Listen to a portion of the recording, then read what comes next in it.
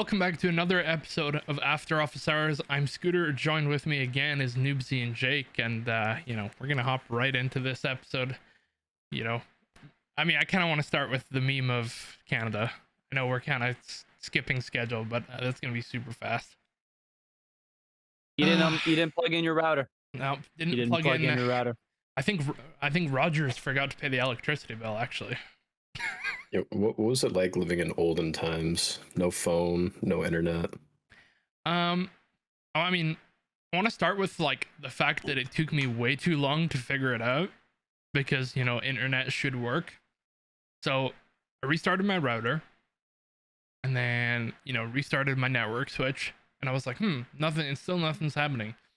Ran around my house, restarted again, restarted my PC, so I got logged out of everything. And then I realized, I don't have any signal on my phone, which isn't unusual because I live in a basement, so my signal down here is shit anyway. Went upstairs, went to the front door, and nothing. And I was like, oh fuck, my phone's out too. This must be like maintenance or something. And no, yeah, I sat until I think like 7 in the morning because I was supposed to be working. I was doing my other job, and middle of working, internet cuts out.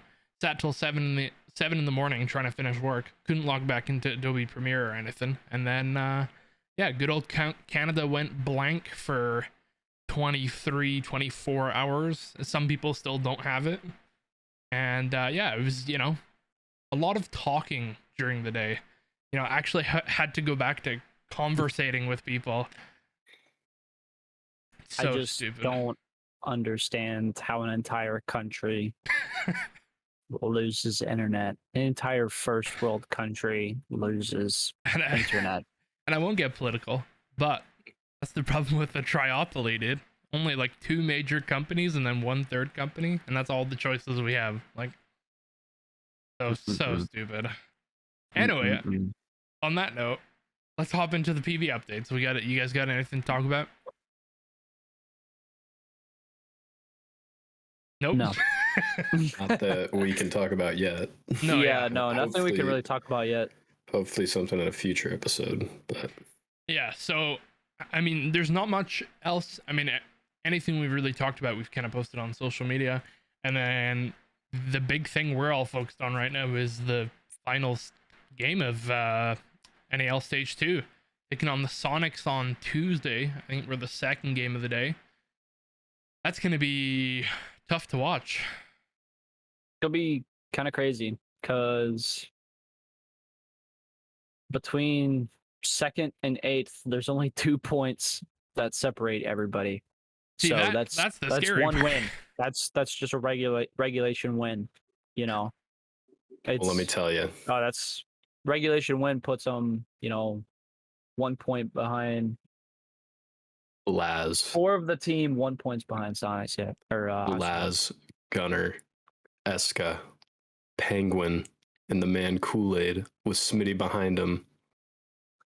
They've been cooking. They've been cooking. It's Berlin time. 7-3 dub over the Sonics. I like and with first. a prediction already. I'm throwing it in. I am confident in the boys. They have been steamrolling everyone. I It's will that say, time. We're going back to the international stage, baby. We're about due. So I will say the really nice thing about this game is that we just have to win it. It doesn't matter if it's OT, it doesn't matter if it's regulation. We just have to win it, and we're 100% guaranteed to go to Berlin. Yep. So if we end up losing or losing OT, then it becomes a dice roll of who wins, who loses. yeah, I think if we lose in OT, I think we got an 80% chance still. And if we lose in regulation, I think it's only like a 24% chance or something. But yeah, the good thing we have going for us is tiebreakers. Like, we hold a lot of tiebreakers over teams. So if the run differential is even, then we hold the head-to-head on Astralis, XSET, Space Station, and TSM, who are all the like close ones to us. The only one is Dark Zero, I believe. yeah. Yep. Dark, and Sonics, if they beat us, they're gonna be above us anyway. But that's gonna be close for sure. Now our predictions, yours was spot on, Jake. The 7-1 calling the Brazil and Mirage. All of us were way off on One-way TSM. ticket. On TSM, we were all way off. We thought it was going to be closer. I mean, I don't know what happened with TSM. I mean, nothing happened with TSM. It was just PB stepped up to the plate. We got our groove. Oh yeah, 7-3. Yeah. Yeah, we stomped them. That was surprising. I mean, that's one thing that drove me crazy is nobody was giving them credit. Everybody was saying TSM just wasn't their day. Our only ally on the desk was a coin. Hear me out. Our boys are like that. They're nasty, and they win those. See, we knew that they could do this, though. You know what's interesting? Why a lot of the, like, I get it. We haven't had the best performance on at this stage, but Villa, what is, like, you know, we built up this reputation. Don't take PB to Villa. And then people are like, oh, you know, it's fine. It's Villa. And it's like, okay, we've let a few games slip on Villa, but it's still one of our better maps. Like, and I'm not even talking from the team because obviously I don't know the team's map pool, like, or their favorites. I haven't had a chance to speak to them, but it's still Villa. It's still rated up there as like one of our best maps. You know, it was our CL map for a reason. And I don't know. I just think people are overlooking that a little. I mean, maybe some egos coming into play. Not saying TSM in general, but you know, I think it's pretty easy to look at a map and go, nah, we're better, and then realize, well, maybe we shouldn't have gone to Villa. Like, no. Yeah, I mean, we definitely won the map for me. Just to see them step up because we knew that they've been able to do this. You know, there was a whole lot of dropped games earlier in the stage where they just weren't playing patient. I mean, it was a very patient, smart, calculated game. All the angles were calculated, all the peaks and strategies were calculated. They were just moving around the map perfectly, and TSM never got their feet under them. Even the rounds they did win were sloppy. Like they were just kind of winging it at that point. So it was a good game to watch. Yeah, and it's, I don't know. So let's, you know, we didn't do this last week, so let's play a little fun game, I guess. Play day 9. We're gonna take predictions for all the games. We don't have to do score. We'll do score for our game. All the games. And I'll say them out loud because so you guys don't have to pull them up. So the day starts East Coast TSM. I'll start us off only because it's kind of a hot take, but I think TSM are probably going to be mentally out of it. I think Beast Coast are going to take it. Oh, why? I was going to say that. I see your point. However, I think this is a rebound game for TSM. It's a must win. Their back's against the wall. I think it's going to go. I know you said no scores, but I think it's either going to be 7-5 Beast Coast or 8-7 TSM. I think it's going to be close. Yeah, I think this is a game where experience comes into play, where TSM knows where they're at and they need to win. Yeah, and I think they're a team that'll show up and do it. It'll come down to as well if Beast Coast are mentally out of it or not, because they are statistically fully out of it. They are eliminated. Like, yeah. High spoiler. And I mean, they got nothing to lose. Then again, they could just play like that. I mean, they won the more I mean, because you have to remember, like, yes, they're out of major, but SI points are still on the line. So the higher you place, you know, TSM are going to want that SI spot. Where I was going to go with that is this could also be like a classic, oh, there's nothing to play for. Let's try some real funky stuff. Yeah.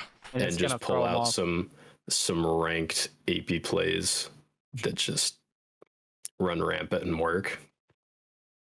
Yeah, exactly. And it's like they literally could not even call anything and play it like it's a, you know, matchmaking. All right, I mean, this is probably, well, it's the most important game of the day for us, and I think for a lot of fans too. Yeah, it's a PB call from all of us. Obviously, we're not gonna fucking vote against us. I liked your 7-3 prediction. I think that's probably gonna be the closest, actually. I think 7-3, 7-4. I don't think Sonics will go to OT. I don't think we'll let it go to OT. And if it does go to OT, I don't know. There's a lot of pressure there, but like I said earlier, we need to win regardless. So Doesn't matter how, just yeah, win it. doesn't matter how, just win it. Jake, you threw out the 7-3, right? Okay. Yeah. And I assume both of you, just to double check, you are voting PV. Yes. Well, Without well, no I'm just kidding. question. No, It's a no all question. all PB all day. all right. Sorry, I was just looking at my other monitor. Okay, DZ Mirage. I mean, I think that one's pretty easy. Dark Zero. All right. Hear me out. Everyone's saying Dark Zero. I know. Throwing all my channel points on Mirage. It's time. You don't They're have any showing channel up. points. They're taking it. It's Mirage time. They're taking down DZ. Trust in the process. I We're mean, getting 2 Canadian victories this play day. they've been looking Not better. I just don't think they're gonna take. I mean, this is make or break for DZ, and I think they want to take another major. So I don't think. I think it's gonna be DZ like 7-2. Mirage Realistically, did just beat because Sonics. I want to get my 100%, win ratio for this week, I'm actually gonna go DZ. I'm not gonna pick for memes. All right, Noobsie. I assume you're probably same page, but It's DZ, but we're to note 7-5 Mirage beat Sonics last week, so it's yeah, it's possible, but DZ is a good Wait, team. Mirage won. Was it the Yep. second play day of last week or the first day? second. Second. 7-5. They beat Sonics. That means, you know what that means? My channel points are looking nice. They're looking nice. All right. So second last game of the day, Oxygen versus XAB. This is another really important one for the day because I believe. Except 5th, they're just out. Yeah. So Oxygen have qualified. They are going to the Berlin Major, but they could gatekeep this really hard for XAT. If they beat XAT are gonna have, I think. Here, I'm gonna pull up the stats now because I'm actually just really curious. But I'm pretty sure it'll be close to a 0% chance if they do lose. XAT if XAT wins in regulation, they have a 100% chance. If they win in overtime, it goes down to a 37% chance. If they lose in overtime, it's 6%. And if they lose right out, they have no chance of making it. It's literally 0%. I think Oxygen's going to gatekeep that. I mean, they're not going to go in. They're not going to go in cathartic or anything. They're going to be like, this is why we're the #1 team in NAL. I think it's going to be a statement 7-2 win over XSET. All right. You see the jersey I got on. You know what it was made for. It's our SI jersey. Paying homage to our boy Spirits R6. XSET takes it down. Okay. That's I think Jake's just doing everything the opposite of everybody this week. Nah, I just Noobsie's not very smart, so I kind of gotta go against. Well, I against gotta what he go with says. Noobsy here. I gotta go with the Oxygen gatekeeping this. I think XSET, they've been a good team.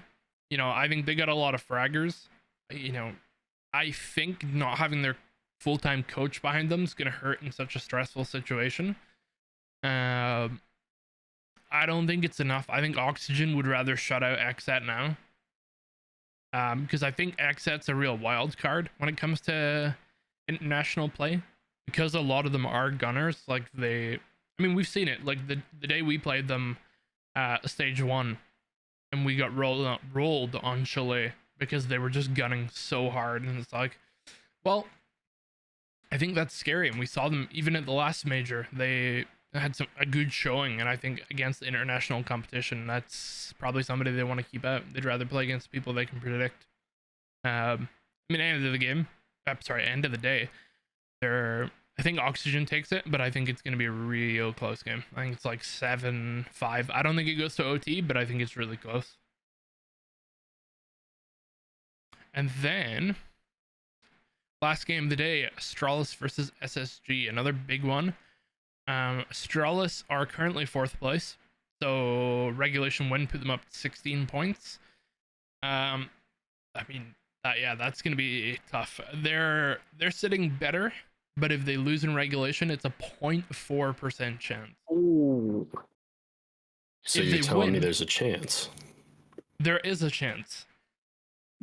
I'm gonna be But- honest. I'm gonna go ahead with my prediction. I think Space Station takes it.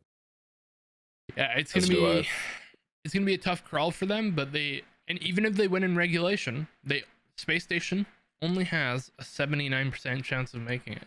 So their game relies heavily on everyone else. So Space Station need to take the W. I think again that's gonna be a non-OT game. I mean, it can't go to OT.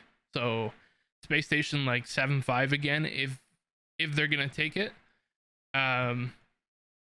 I don't know. I'm pretty 50-50 on this. I think Astralis is gonna take it. They've just looked the better team. But yeah, Space Station can't let that go. And even if it does, they're gonna be rooting for whoever they need to win. Like that's how scary the NAL is right now. It's so close that it's so hard to tell who needs who to win.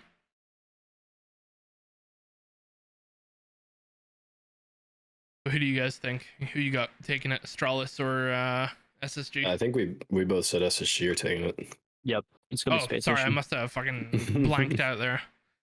All right, so that's the forgive you. games for Playday 9. Oh, thank you, Jake. Thank you. I can go on living. Yeah, I don't know. I mean, it's gonna be a real hype day. I think we're all gonna end up watching every single game. I think it's just gonna be one of those days. Well, I think I'm probably good for the PB game, and then Yeah. probably be off of it. I mean, I suppose it depends what happens with the PB game. Like if we do win in regulation and we lock in our spot, then I guess I can probably chill out a little more. But if it goes to OT, then I mean, I might have it on in the background, but I know that the Gamers Without Border Rocket League event, Saudi Arabia, will be during that as well. yeah, that's what do you here? You Later two in the take that show. one away. Later in the show. Well, Yes, okay. but I had the transition for it, so I threw it out there. We don't Sorry, have we'll to go come in back to it. We'll perfect come back order. to it. Yeah, dude. Dumb. But I mean, Wrong. wrong. Yeah. So I mean, what I've got written here in correct order is if you guys you guys don't follow CS:GO much, right? Yeah, I was wondering what this one was about. I just felt like talking about it a little. I've been I watching like it a lot. watching it, but I Yeah. don't know anything about it. That's what's neat about CS. Like CS is so interesting because it's regardless of what you play, it seems to I mean, it is always the esport to break numbers, but you know, it's like got some of the smaller prize pools in tier 1. But no, it's been interesting. I just kind of curious, you know, kind of thing for the comments too, if anybody has been watching any of the Intel Extreme Masters. You know, what's been the highlights, what's been the lowlights. I know for me, G2 losing today was actually pathetic, but well, we'll just skip this topic, but it's a good segue right to an ex CS:GO pro player, then Twitch streamer, then Mixer streamer, and then back to Twitch, and now pro Valorant player Shroud joining Sentinels. I'm so pumped. Shroud's a fucking gunner. That dude, doesn't matter what he plays, he's elite at it. He's just one of those guys. Anything where he has to click ahead, he clicks ahead. You want a hot take? Go ahead. I don't think they're going to be great. Yeah, personally. I don't think he's gonna make a difference. Actually, let me rephrase. They're either going to have a storyline like victory in LCQ, kind of like when they got tens, like just right off the gate, they did that big deal with Cloud9 for tens, and then that was like what the last thing that they won was the first event with him. Yeah. So either they do really well to start and it fades off, or I think it could be the reverse where they start off slow and then once he actually gets into it, I think he can be a difference maker. Yeah, I don't know. Like, I mean, I love Shroud as a streamer. I loved him as a CS:GO pro, even back like the M Eclipse days. And it's like, I just don't think it's the right play. I mean, he obviously misses competing, right? So, Yeah. I mean, he wouldn't have come back otherwise. But I just don't think he's the gunner. I don't think the problem with Sentinels is a gunner. I mean, they have gunners, but Well, yeah, he's playing Like it's leadership? Smokes, I think they said. Yeah, but I don't know. I just don't think it's the play. And you know, for Sentinels, regardless, this is gonna be such a huge org sign, regardless, because Mhm. he's streaming, he's rocking your merch. You know, it's big news. It's good for everybody in the org. I just don't think it's gonna be the team. I reckon give him maybe a couple of qualifiers, and then he might just be like, yeah, I remember why I hated this. I want to go back to being a millionaire. I don't know. Yeah, I mean, it could be a variety of reasons for why, but they obviously signed him for a For a good reason. Yeah. Whether it's just they're rocking the merch, getting views, getting numbers, or maybe he has been scrimming with them and he's been doing really well. Yeah, I mean, I don't know. That's the big thing. I want to be shocked. Like when I watch their first game, if I'm surprised, I'll take it all back. I'll literally take it all back and say, you know, it was a fantastic move. But I mean, they're gonna get more fans for sure. Like they're gonna have probably the biggest fan base for Valorant. So, well, currently. I mean, having tens in his disciples and then Shroud in his disciples, that's gonna they're gonna be that team. Yeah, and it's gonna boost everything. It's gonna boost merch. It's gonna boost views. Like, you really can't blame them for the decision either. But speaking of Valorant, because that was a quick short topic. Twitter seemed to have some problems with Valorant lately, and that was with the XSET Twitter. What was the whole Stewie 2K thing? Because I saw that they had to delete it, but I did not understand. So for Jake and for anybody else who hasn't seen this, XSET decided to tweet. Yeah, I know, right? XSET decided to post a tweet saying that Stewie 2K had officially joined the Valorant roster. And it was a joke and it was a meme. But it was a bit of a poor timing meme, and it was a bit too official looking for, you know, a meme. But, you know, I can get a poor tweet, and, you know, sometimes you just, especially on an org account, you can just tweet some stupid shit, and you're like, I'm sorry, you know, that was a bad call. Been there. Trust me. Like, go Gert. Yeah, can we talk about that for a second? We're gonna have to find the picture or something and show it. But Noobsie and I got access to the PV account for one day. Noobsie ruined it. Tweeted at the Atlanta Gladiators a picture of Gabe Gertler on a Go-Gurt because his name was Gert, and tweeted it, and then I realized, oh my god, I sent that from the Parabellum account. Oh man! And then I deleted it, but the notification, I know Ty has notifications on lock, and I had notifications the moment I saw that. I was like, oh, this was meant to be on his personal. and then Llama was like out of the office for the day, and then he comes back and he goes, "What did you do?" And I was like, "Nothing. I didn't do anything." But yeah, back to what you're saying. But no, yeah.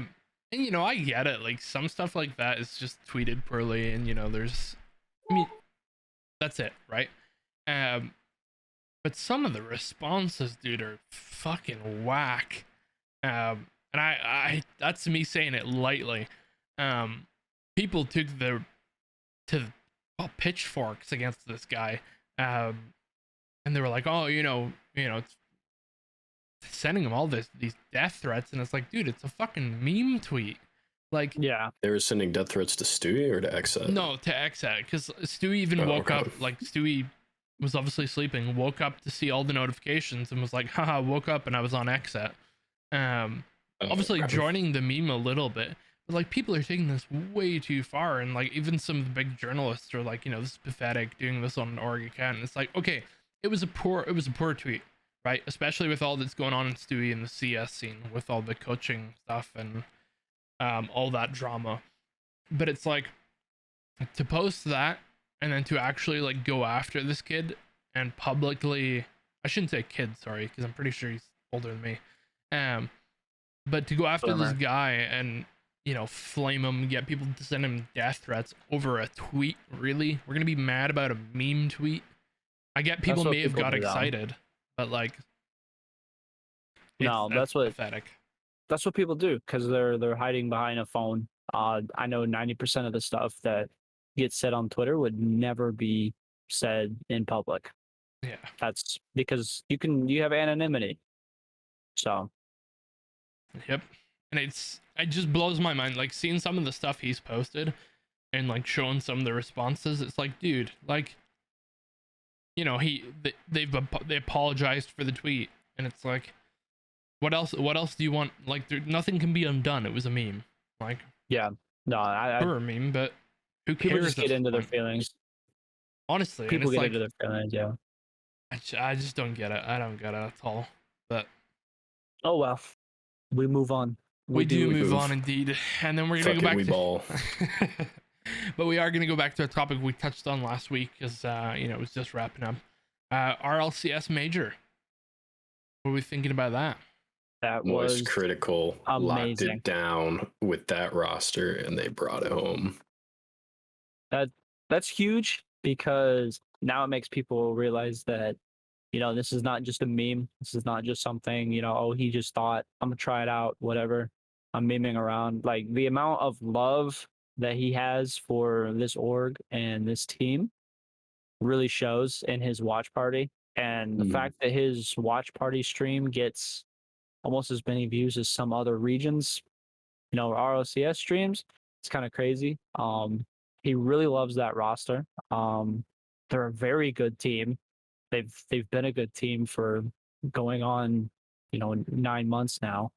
So it's just like, you know, I think Moist is going to be around for a while. Kind of Especially disappointed. they're so young. Like, Yeah, I think 2 of them are 16, right? yeah, their team Yeah. average is like 16 years old. But Yeah. very disappointed showing from BDS. It was abysmal. But you know, I think there's a new king of EU. I think the interesting part too, right, about Moist is like we touched on it last week, where I had said, like, you know, does this bring any legitimization to the org? Yeah. And it does. Like, I've already seen. Absolutely. It's been what, a week now, like roughly. Yeah. And I've already seen posts, you know, Moist getting a lot more traction and people looking at them as a legitimate org. And, you know, sure, throw the funny name aside, people are actually talking about them. People are talking about their team. Let's get wet. Hashtag let's get wet, baby. But no, speaking of, sorry, no, go ahead. No, I was just gonna touch on another thing. This major showed a lot of, it's not just, you know, Moist is here to stay, but there's a lot of other teams that are kind of showing up. I mean, just on this major alone, we had three teams that are in quote unquote minor regions showing up big. I mean, and then not even counting Team Falcons from MENA, but you know, there's 3 or 4 teams that kind of surprised everybody. You know, not so much Gaming Gladiators did a lot better than what I thought an APAC team could do. Almost made it out of their group, but I mean, and then you have Team Falcons was probably the biggest surprise.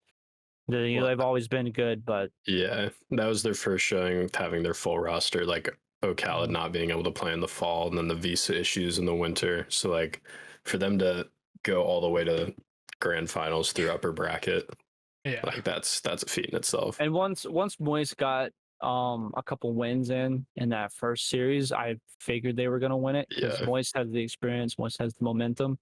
But Falcons was getting gritty. They were winning hard games, and kind of disappointed that London crowd is not going to be in Dallas. I think it's going to be a different vibe. It's going to be still amazing, but I think it's not going to be as electric as the Copper Box. Yeah, I mean, Copper Box is an iconic RLCS venue. The season 5 Justin goal, like one of the most iconic moments in esports.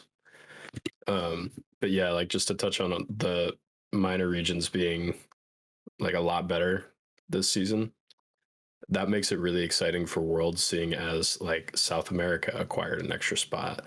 There's the extra spot to Middle East, North Africa. So there will be 3 teams from there, 2 teams from Sub-Saharan Africa, 2 teams, I believe, from APAC. Both North and South get to go. I think only 2 from OCE. I could be mistaken there. But yeah, I mean, there's going to be a plethora of new teams that like haven't been able to show what they can do on the international stage, and I think that's going to be really exciting. It'll be the first time. Sorry to cut you off again. It'll be the No, you're first good. time we see sub-Saharan Africa Yeah, ever yeah, internationally. I think what it also shows too, and again from like a non-Rocket League person point of view, is it is so close to nipping on the heels of Tier 1 esport. It's so close, Yeah. dude. Like the competition getting better, you know, you seeing it globally being competitive. It's just becoming so much closer. And obviously I know a lot of people think like from an actual business esports point of view, we all three of us know Rocket League still isn't Tier 1. I'm sure a lot of Rocket League fans admit that it's not Tier 1 yet. But it is so close, and even seeing all those regions competing at the levels that they are playing at is really impressive. And it just means Rocket League's got like 2 more baby steps to take, and it will be Tier 1. Well, let me ask this then. What do you think those baby steps are to breach into Tier 1? I think for me, it's prize pool, but I don't mean just for those big events. That's always been my number one. And I think secondly, I don't know. I mean, they've got, the weird thing is, right? So actually, I'll stick on number 1 for now because I do have a couple of points for it. But the prize pools are so small compared to, you know, the viewership it gets, the global traction. Yeah.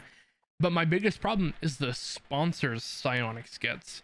They partner with some huge companies, and you're telling me we can't push that prize pool way above ExxonMobil, 7-Eleven, Verizon, just to name a few. Ford, those are massive. NASCAR, Ford, Lamborghini, McLaren, yeah, and it's like if we can partner with these, F1. Why not just directly partner with one for a major?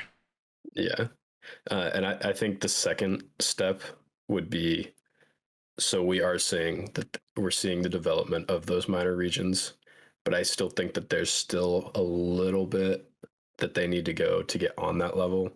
Because going off like R6, correct me if I'm wrong, but like at these international lands and like SI and stuff like that, any team from any region, like you wouldn't be shocked if they stepped up.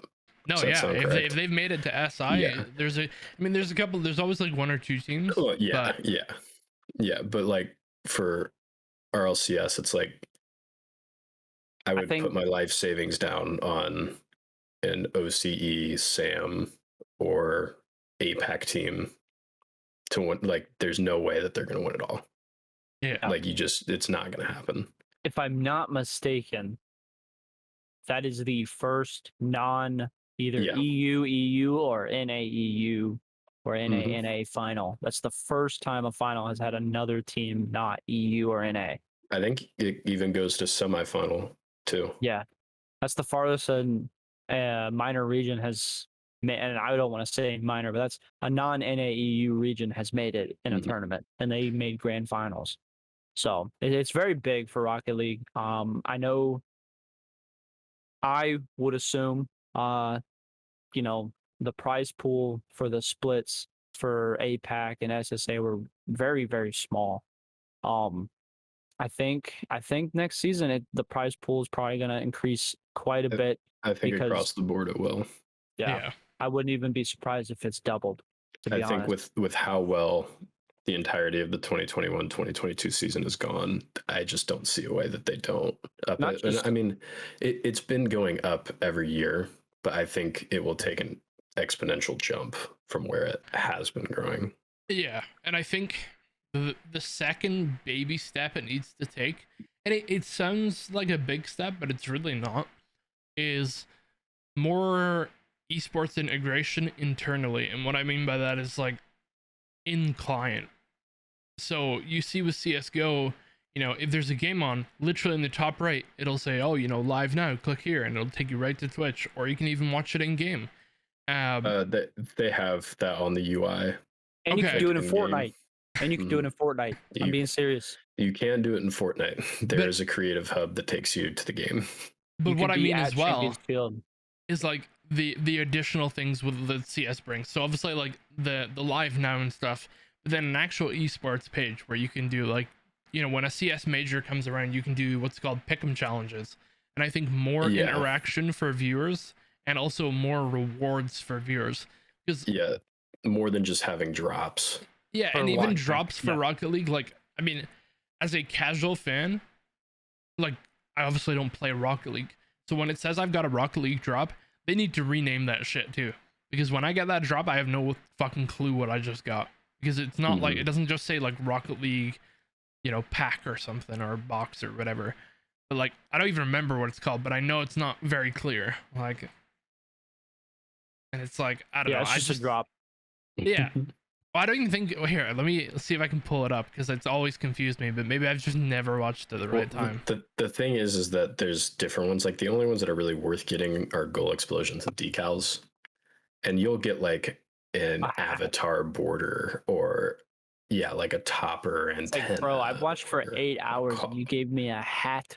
Yeah, which like I really do like the decal from this year, but like Guess what I'm excited for? I Dude? only got one and it was in lime. Oh, nice. Guess what I'm excited for? Going to Worlds.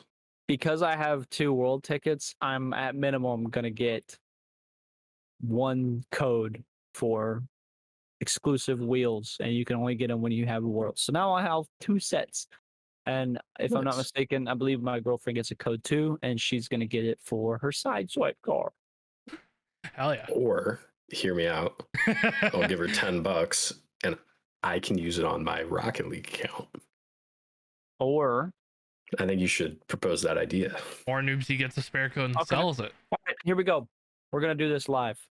Paisley, if we get a code for the exclusive Rocket League wheels, would you let Jake pay you $10 to let him use your code for his car?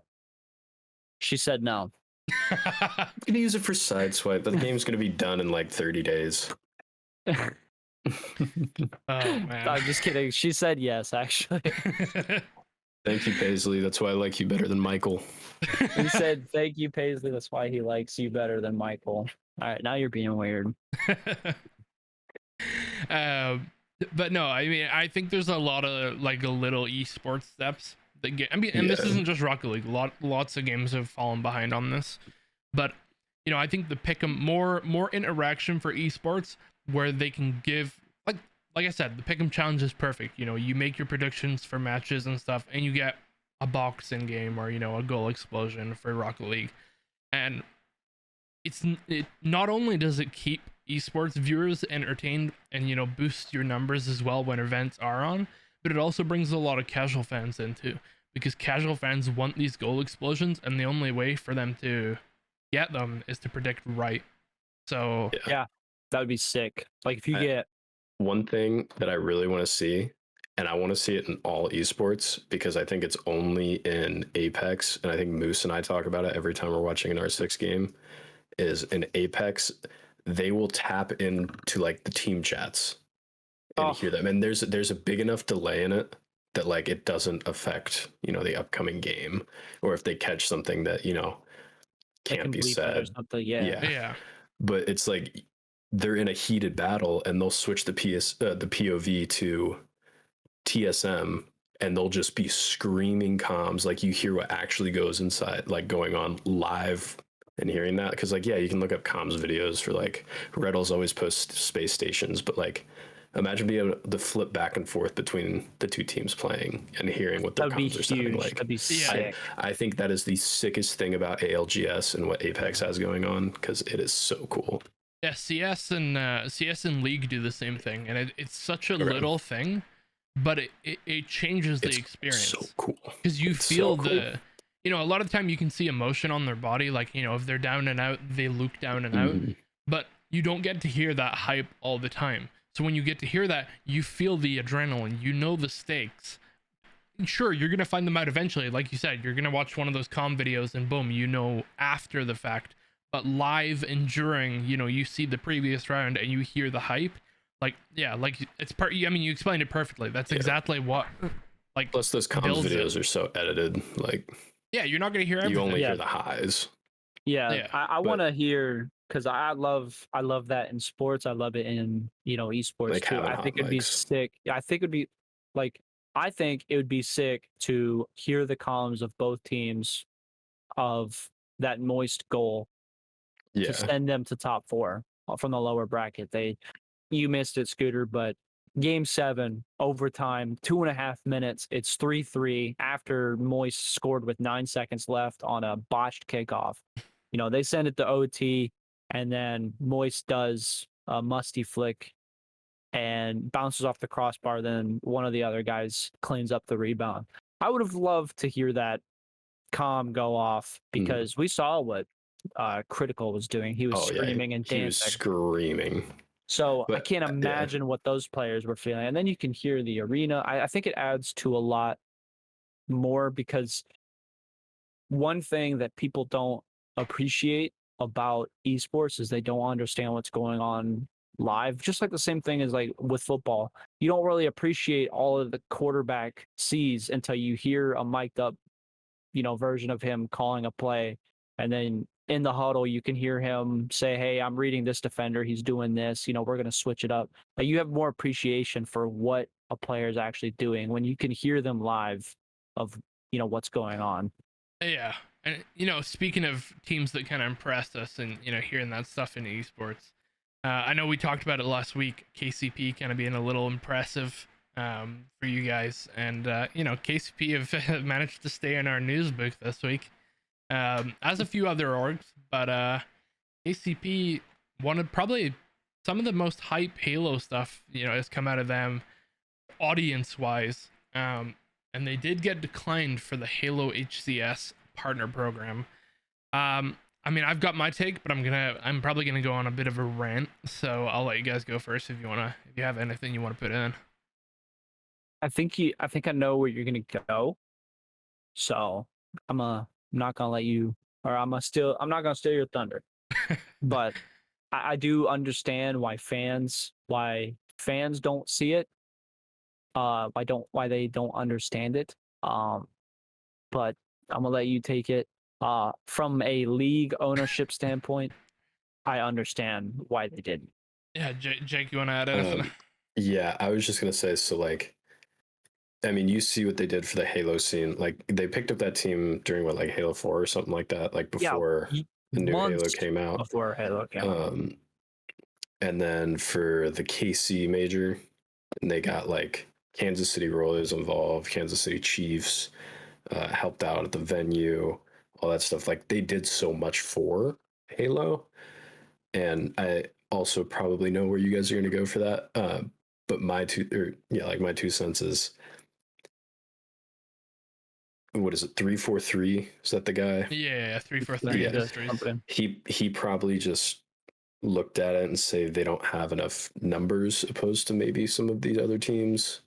Whereas what they did for the community for these events, he just kind of neglected that. That's, my quick little add on to this conversation. Yeah. So I just wanted to get my little piece out, and then I'll let Scooter yell at the audience. All right. And I will say, for this episode and for the people listening, obviously they understand where I'm coming from, because I did go on a little bit of rant about the HCS partner program internally when we were all just chatting. Now, obviously, these orgs come, and especially orgs like KCP, they pick up this team for a long time, since Halo 4. And, the team itself is good. They show a lot. The new Halo comes out, even better. Halo's just been revitalized and everybody's excited. But I also still understand that KCP is a relatively new org. Now, I know it sucks for fans, and I know this goes for every org. I know it sucks for fans to hear their team didn't get accepted into the partner program. But even big orgs who don't currently have Halo teams probably applied for the partner program. And the way 343 looks at that is, well, what org, if they have to force the hand and get decline teams like KCP, the players are just going to get bought. It's as simple as that. And I think the tough part is the fans and audiences, it does hurt. It'd be the same thing if PB got declined from a partner program. We'd all be upset. But you have to look deeper than just your fan base, because you know, you can bring hype to a game and a fan base to a game and do a lot for it. But where I think a lot of these orgs that got declined, and you know, on social they throw these question marks saying, you know, we don't know why, you know, we just got declined, that's all we know. They must know more, and two, I can tell them where it is if they don't know. If they want to talk to me, I'll happily talk to anybody. But a big thing I've seen lacking across is it's content. You know, what can your org do for this partner program? Like, if you have a team and that's it, and you have a fan base, that's nothing for a partner program. They're looking for, you know, that you push your merch religiously. Your content is coming out for all of your teams. They want to see what you do for your players. They want to know, you know, if content's coming out, how much of it is Halo? And a lot of these orgs haven't posted in like 6 months. So a partner program's going to look at that and go, well, you know, there's no coverage of our game. There's no boot camps. There's no behind the scenes. There's no highlights. There's not even stream highlights. There's not even other game highlights. And they have a few teams. All these orgs that got declined have a few teams. And there's nothing on their YouTubes. Sure, there might be... There will be other factors of monetary value. So, you know, maybe they just don't bring in enough money as an org to realize that, you know, maybe 100 Thieves have been sitting in the background and going, you know, we want to play against Optic again, and we want to play against them in Halo, and they go, okay, well, we're just gonna try and apply for a spot. We don't have a team yet, but you know, we'll make something work. And they'll look at that, and if 343 will literally go, okay, well, it's 100 Thieves, so they can literally buy any roster they want. And that's the thing. If these orgs are the ones getting declined, not the players, sure, it does suck, but these players are going to be released from their current contracts, or dropped, depending what the org does, or they'll get bought out, and they'll end up on I'm not going to say a bigger org, because the big orgs did get declined, but the orgs that are providing the most, if they don't have a team, and if they do have a team, you know, it's a different story. Like, but I don't know. I just think it's really weird, because it sucks to see a lot of... It sucks for the orgs, first of all, because, you know, it does suck getting declined from any partner program. But it also sucks kind of seeing some of the, you know, spam that's ended up towards 343, like, oh, you know, let us in. And it's like, well, they've made their decision. Yeah. It might suck to hear, but if you force your hand, they're one, going to be really annoyed about it, and they're not going to like you forcing your audience on them. And two, they're also just going to either be glad with their decision, or kind of just go, well, sorry. I mean, there's really not much to say. I don't know. I think you guys have heard me go on about it a lot, and I'm probably going to run in circles here, but I think content's a big thing, and I think people in esports really undervaluate content. And I guess the easiest way to look at it, if anybody here is wondering why, I'll sum it up in one sentence, essentially. What are your fans doing when they're not watching your games? That's it. If you don't have a match this week, what are they doing? I can guarantee you they're not floating around your Twitter. They're watching a stream or watching YouTube. And if you're not posting, you're doing something wrong. Especially 6 months. I'm sorry, that is kind of shots fired. But if you haven't posted in 6 months, you have a serious problem if you're classing yourself as a tier 1 org. Yeah, that's other than, so just pulled up the YouTube of them. Funny enough, they actually posted 3 months ago when they got their 3 RL months team. ago. But then other than that, the last thing they did was the Halo documentary part 1. And Yeah, then the most recent was their podcast from yesterday. I think I'm assuming you're talking about KCP. Just yeah. We'll be blatant. What I figured. And sorry, I just want to cut you off real quick. Okay, all right. Just to say that obviously we're talking about KCP directly here. Obviously, this is not shots towards them, their work ethic, or anything. I love Mark. I love all the people I've got to speak to over at KCP. This is just March the my code. observation, sorry, of maybe why there was a decline for the partner program. Sorry, Jake, go on. Yeah. So what I was going to say is their content, they put a lot of content on Twitter that they could easily post on other social medias. Like they posted like a 2.5 minute clip of their experience at the London event for LCS. Throw that up on Instagram Reels, throw that up on YouTube, throw that up on TikTok. And I think that's one thing that, to if we're, talking blatant about, other orgs, that's something that, we brought you here to do, Scooter, is that was one thing that has been lacking for a while. And we brought it back, and, the highlights are back up. You have alluded that the team speak or whatever it's going to be back up and kicking soon. We have this podcast. We have a lot of stuff coming. And then you have TikToks and Insta Reels. And, it just needs to, you get like what you said. We got to have eyes on us. We have to secure the attention. And it makes sense because 343 Industries wants the most attention on their. Yeah, they want their league to be a tier 1. And if they want to be tier 1, they have to pull the numbers of T1. And the big thing with content, so let me clarify something a little bit. Obviously with the RL, behind the scenes, their experience there and stuff, that stuff does take a while to edit. So I wouldn't be surprised if that comes out on their YouTube. But that's the problem. The Halo thing, that's part 1. That was like 6 months ago, if I remember correctly. Yeah. Where's part 2? But also with me saying that was just one example. Like I see plenty of stuff that goes up on their Twitter. They have people that stream like Chronovi, one of like the godfathers of Rocket League. Yeah. They have quite a few content creators, if I'm not mistaken. And that's the thing. Yeah, they have one of the they have some of the bigger RL creators. Like they could easily be doing stuff with them and their team. And that's just obviously I'm using Rocket League because that's like more of my focus. Like they could easily be putting out content for them. Yeah, and there's a lot of orgs that do that. I mean, I've like seen interviews. Like I've spoken to some of the players on KCP, like Banana Head, Scrub, and Super Lucky. Like they're funny dudes. Like they're fucking hilarious. They're post game and like they're Aussies. It's like they're sick. But like some of their post game interviews is just like it gets a good laugh. Like they could be making content. Like that could be going up. Yeah, and obviously we're not going to touch on that because because that's not free. What is it?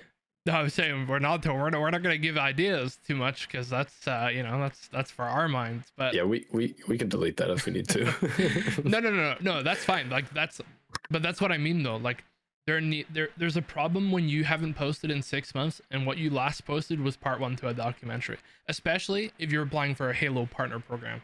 Like if you're trying to keep your Halo fans enticed to your org, where's part 2? Yeah, and I can't bash on them, and I'm not bashing on them. I'll clarify that as well. But yeah, you can't sit there and say like, oh, we don't know why we got declined. I can guarantee you content's the big red flag because I know from my own experience, content is looked at so heavily that if you're not posting, you're really not bringing anything new to the table because they don't need Twitter because they'll have every org that's in the partner program tweeting. They don't need, they don't need a Twitch stream because they run their own Twitch stream. They need attention to the actual storylines of esports. They need people to get deep into it. They want to get involved.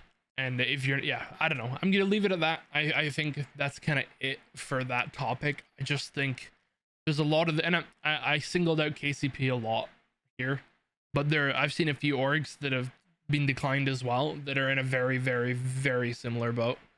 That was just the that's biggest just the one that shocker because they've done a lot for Halo. Yeah, that's the biggest shocker, and I think it's the one that caught fans the biggest. And obviously it's the Oregon Halo that I know the most, only because I've spoke to Mark and I've spoke to a couple of people at KCP. But it's gonna be interesting to see where we go from here. I think there's gonna be a big shock, and I think I think KCP will make a big move next, because if they don't, I think the Halo news will be swept under the rug, because as soon as they announce the teams that are actually part of the partner program, I think people are going to be surprised, because I think it's going to end up being like Optic, FaZe, you know, maybe 100 Thieves makes a surprise appearance, you know, Sentinels might show up, but all these orgs that have already got a huge content, because the thing is, they don't have to post Halo content, they just need the org to be posting content. Yeah, it doesn't and need to be direct like I'm Halo. sure 343 is aware that the viewership for Halo is it's not the best. You go on Twitch, and like the live views that they have on that, and that's just, I'm just using Twitch as an example, are low. They're terrible.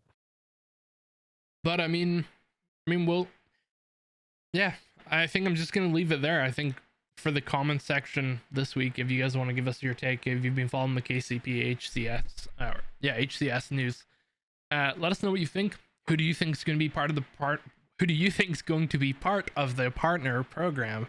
God, that was hard to say. And then, I mean, really from us, you guys got any last 2 minutes things? Just if you know, they got comments, drop them in there. You know, any questions, or if anything comes up throughout the week, you know, drop a question on the video. We'll probably talk about it next week. Yeah, maybe we'll start doing that. Maybe we'll start doing a segment. We need to get some Q&A going. I love Q&A. We need to do that. I imagine a lot of it'll be Siege questions to begin with, but we'll see. We'll see how it goes. When's the next jersey? And that's for next week. Yeah, I know another question that I'm not going to say just because it's not going to be worth it. But who's going to make it? Scooter, you can edit this out if you want. When's the gun skin? Oh, God. Are you guys getting a gun skin? Yeah, we've had that one a lot. Yeah, I'm so mad. So I'm saying edit that one out if you want to. But no, we'll leave that one in. So we'll just we'll call it there. And a huge thank you to our sponsors: React, Compete, Guru, Shakepay, Zowie, and Raven. Obviously, with them, it helps make Parabellum tick, and the podcast. Well, we get to keep being doofuses. So we'll see you guys next week. I think we got one more week until the live episode. That's gonna be. We said it last week, but I'm gonna say it again. That's gonna be a cluster. That's gonna be terrible.